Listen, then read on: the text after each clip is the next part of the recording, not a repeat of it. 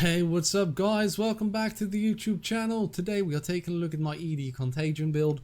I promised you guys more builds to farm the monoliths easy as hell, and this one definitely delivers for that. We're going to jump into a glacier map right now. I'm going to talk you through a little bit of the important stuff that's important with this build, and then we're going to cover the 3 pillars of any build. Like always, it's the basics. Then we cover the gear, then we cover the skills and skill tree. Let's get into it. Alright, so here we are in the glacier. There's 2 things you need to keep in mind when clearing glacier. One of them is that we'll get into this a lot deeper, but we are using Zeal's amplifier. What this means is 1% increased area of effect for every monster we've killed recently. So you don't want to go up, run to the monolith, and then start your first attack. So when you are running through there, you actually want to shoot one mob and then continue to the monolith like this. Look at this, my computer is going to crash. Look at that, so much lag, just because it can't keep up. So normally, sometimes you're lucky, you get it in one go, but most of the time there is like one monster somewhere that's sitting in a corner or something, which you can't get, and then for the rest of the thing, this is one cast, then we do one more, maybe 2 more, but yeah, see, that's it, and now everything is clear.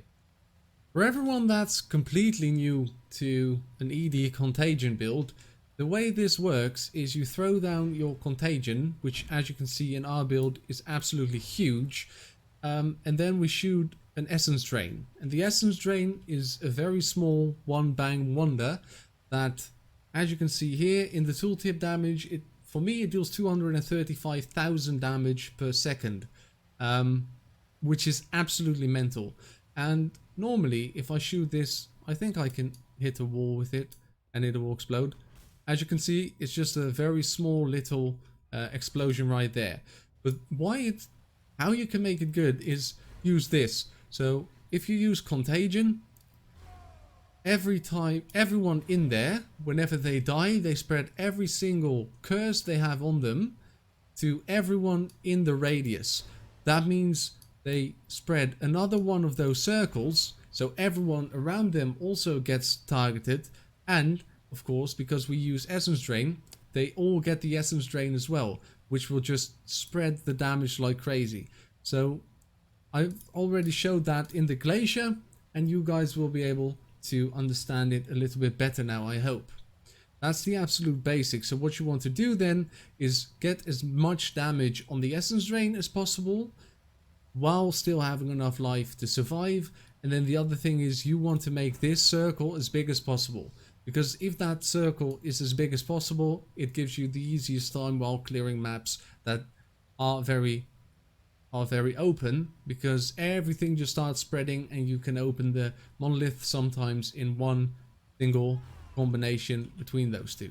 Alright, that's the basics. And for the gear, we are going to first take a look at what I'm using, but then we are going to also talk a little bit about other stuff you can do and how you can progress this gear into the late game and even build this character for your end game.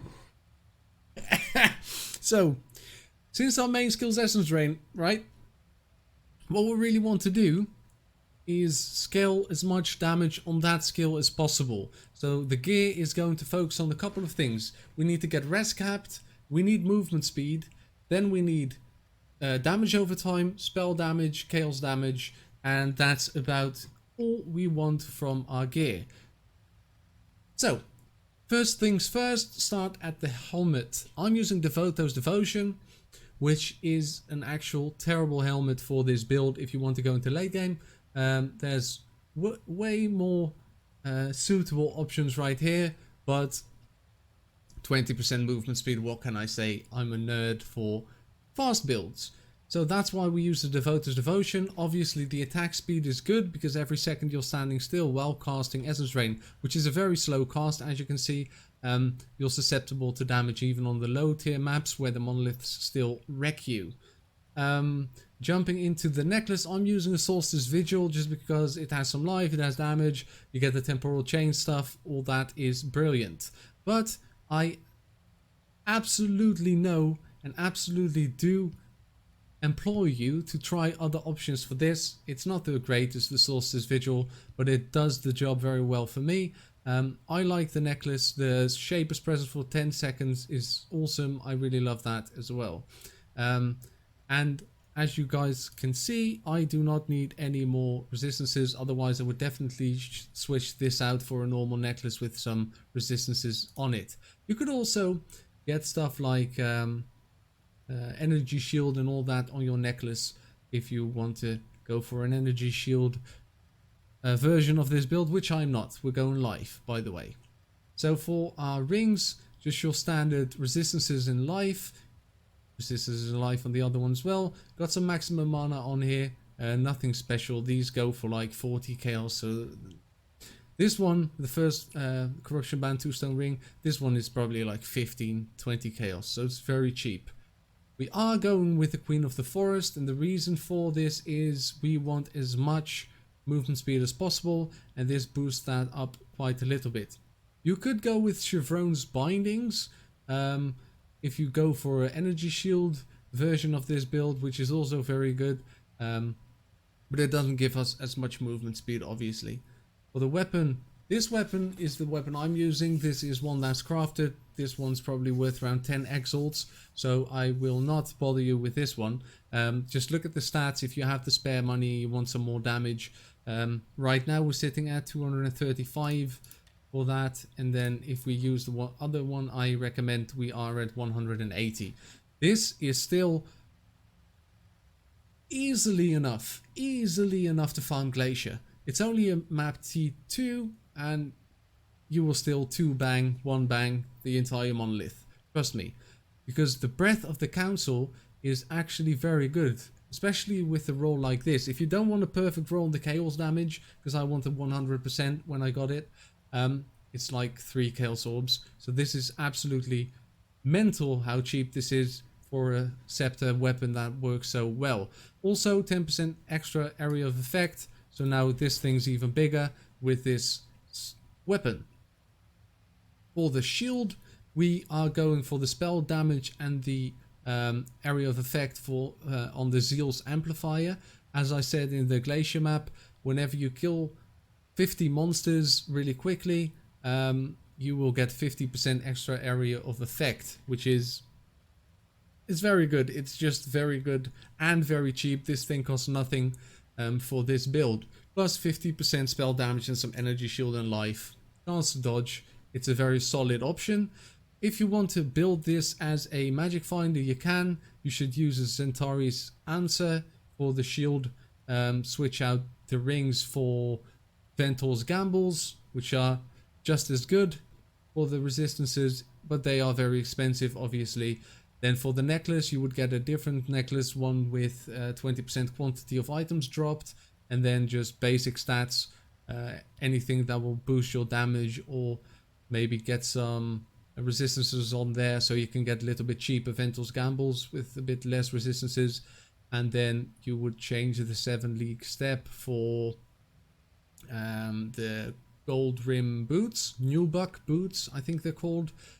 But as I have shown with the mathematical videos we've done in the past, this season it's not worth it to go magic find. You just want to clear monoliths as fast as possible. So for this, I'm using 7 league step boots just to move as quickly as possible.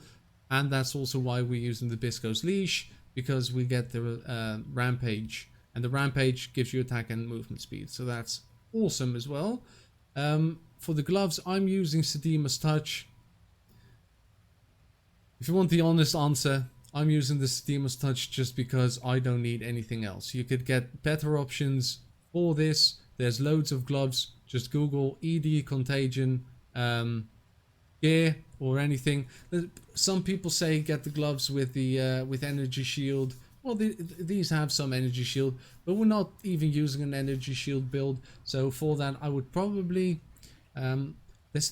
there's one thing I would like to try, but I think is very good. Essence Rain is a projectile, so if you get the Ranger, well, normally they are, well, the leather ones. If you get like the leather gloves with the projectile damage 20% and then just some life and resistances on that, I think you will be golden. Otherwise, use some other gloves. It doesn't matter. These are pretty good. Okay, so that's for the gear. Other than that, we have some bubbling life flask of astonishing.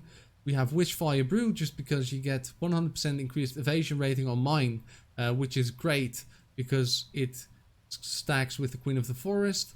Then it has 40% increased damage over time during flask effect and grants level 21 Despair Curse aura during the flask effect. So that's insane. This is the best flask for this build by far. Other than that, just your normal movement speed flask, Chemist's Quicksilver Flask of Adrenaline, English is hard, Eddy, good job. Then Jade Flask of Reflexes and Diamond Flask of Heat. Very standard choices, these three, and even the Health Flask. And that's it for the gear, because as you'll see on the skill tree, we do not have any jewels. So, skill gems are actually quite simple, and you don't have that many links. For the helmet, mine is empty. I left it empty because there's a couple of options you can do. You could go, since we have quite some strength, I just pressed X, sorry. Because we have quite some strength, we have 129. This steel skin is a little bit too high, but you could go with something like a Devoto's with your increased duration support, then cast when damage taken, then steel skin. Other than that, you could go with cast when damage taken and either Chaos Golem for physical damage reduction. You could go with a lightning, or the lightning golem would give you some attack speed and cast speed, stuff like that. Not too shabby, but mine is empty for now. And for your weapon, you want faster casting, Arcane Surge, Flame Dash. Arcane Surge right now is just a filler because of our ascendancy. We don't actually have we don't actually get use out of that, but I have it there so I can switch it out with faster casting on my Contagion, because Contagion does have a mana cost for me, and I use that when I fight a boss, which in this build, if you're just using it for Glacier, you don't really need to, but I use this one for high tier maps as well, and if I want to kill the boss, then I can switch it out, makes it a little bit stronger for the spell damage and stuff like that. On the shield link, we are using it solely for these two, Zealotry and Malevolence. On Zealotry, you don't get anything out of the spell critical strike chance because we are using controlled destruction on our essence drain, but you do get 15% more spell damage. Then the Malevolence gives us more skill effect duration and 20% more damage over time. So those are both quite good. I have a link here with Temporal Chains and Portal. I just use the Portal because I don't want to use my scrolls. What you could also do is have in your helmet cast on death portal, or get this 7 league step boots or your gold worm boots into a double 2 link to do that. That would be great because every time you die you can just go through your portal and you're safe again. You don't have to run in, especially useful when you're farming burial chambers and stuff like that.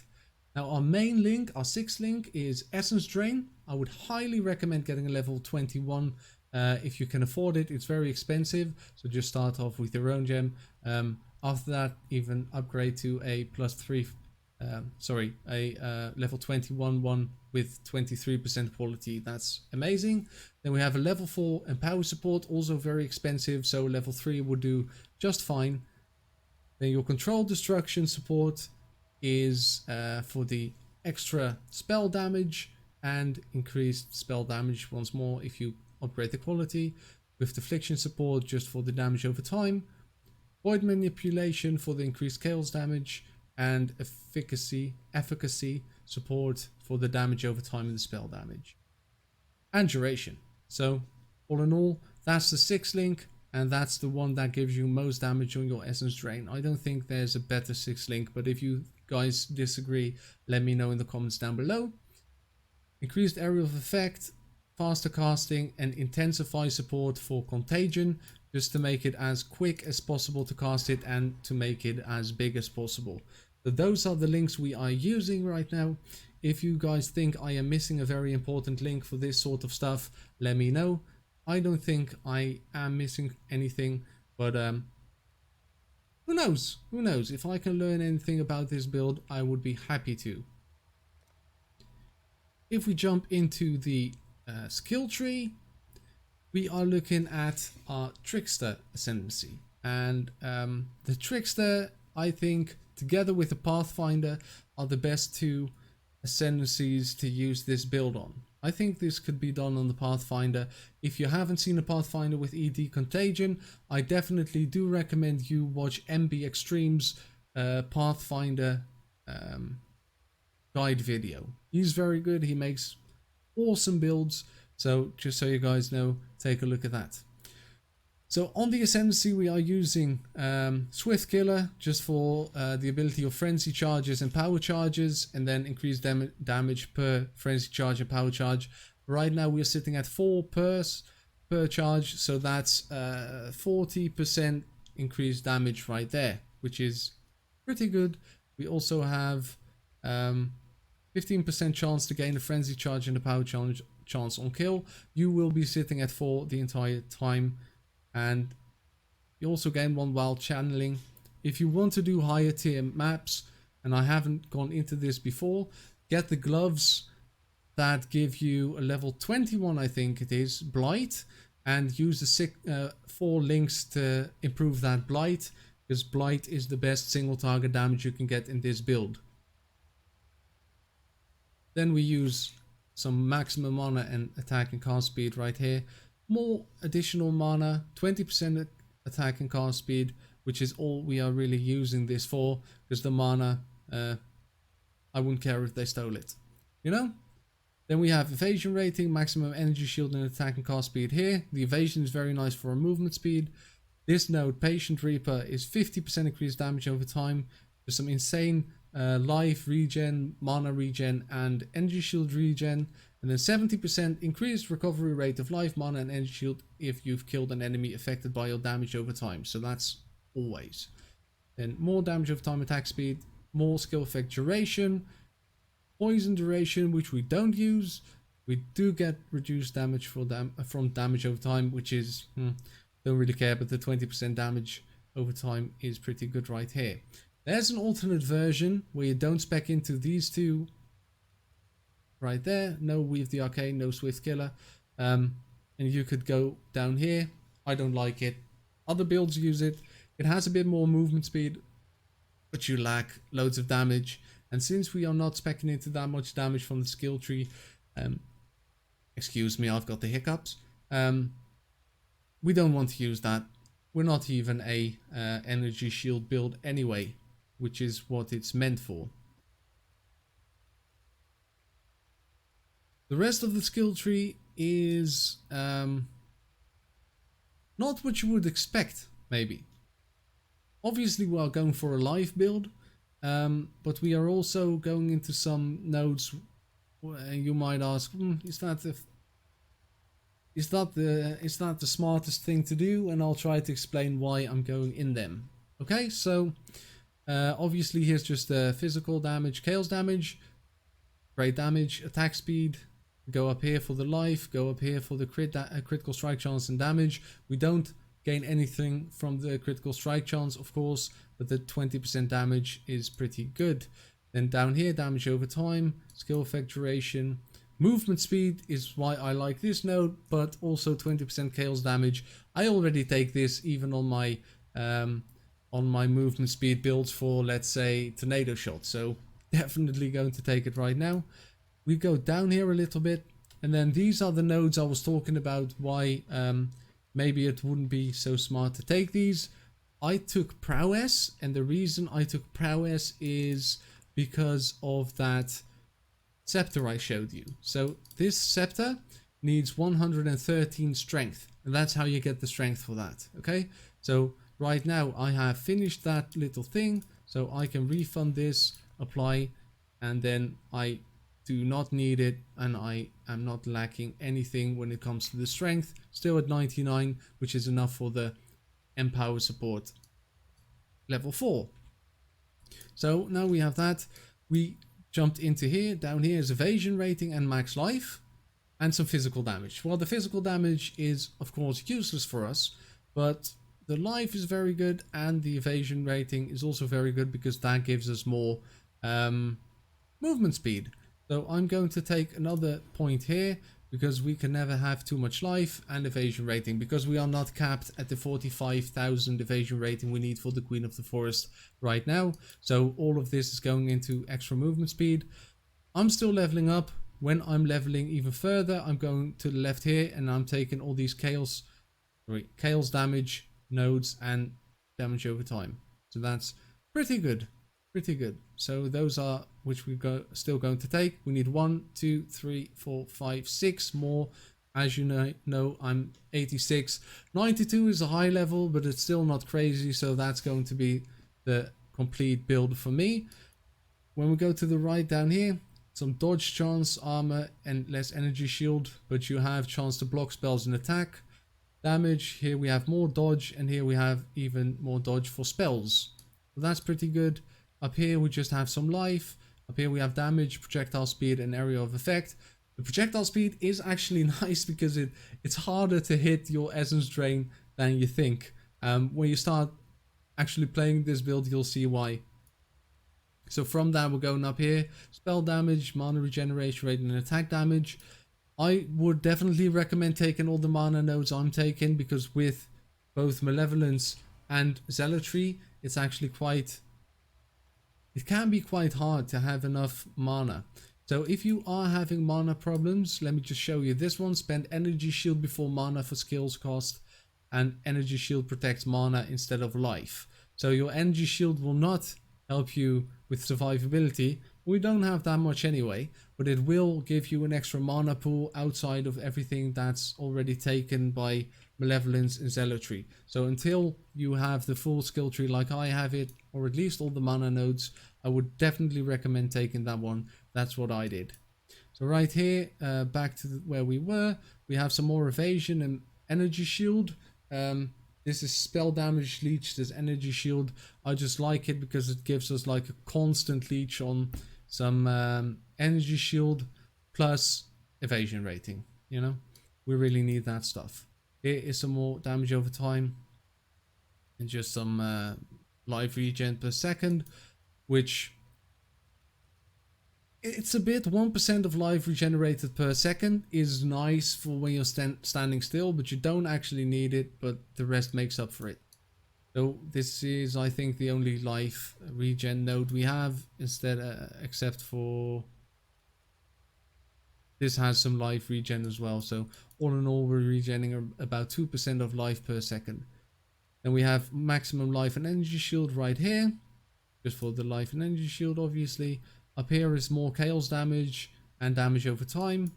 Up here is where it gets interesting. So from here on out, we are taking a shit ton of spell area damage and area of effect. So we're taking all the nodes here. We are going through here with some more energy shield and mana, which is not very important. Up here we have increased mana regen and increased mana regeneration from flasks. And 4% of maximum mana is extra maximum energy shield, which is actually quite nice.